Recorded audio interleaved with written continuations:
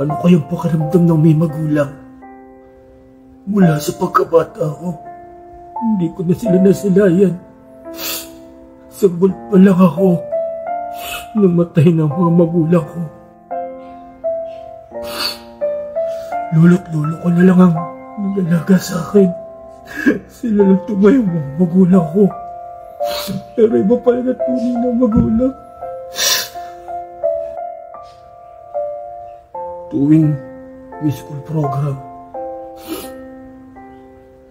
tuwing graduation, naiinggit ako sa mga klase ko dahil nandun ang mga magulang nila.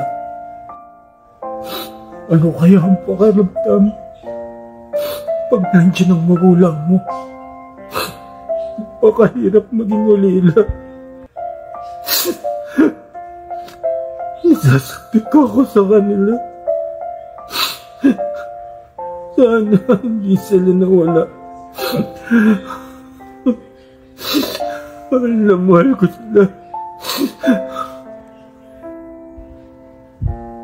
Maswerte ka pa rin dahil may mga lolo't lolang nag-alaga sa'yo.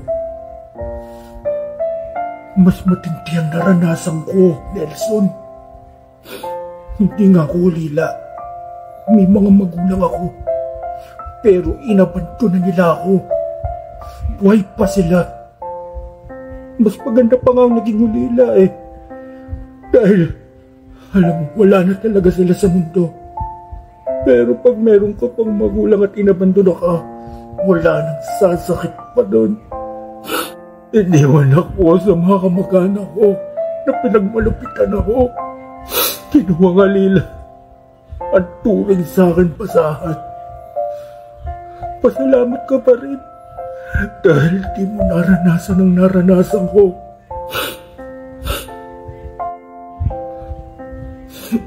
Paano pag itong kapalaran kong napunta sa'yo?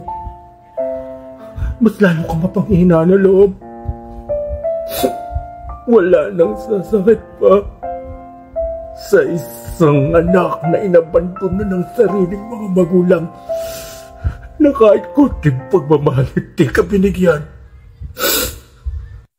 Kaya pasalamat ka pa rin, Nelson. May mga lolo't lola ka na nagmamahal sa'yo. Ako wala. Pasalamat ka sa iyong kapalaran. Pasalamat ka at hindi ka naging kagaya ko.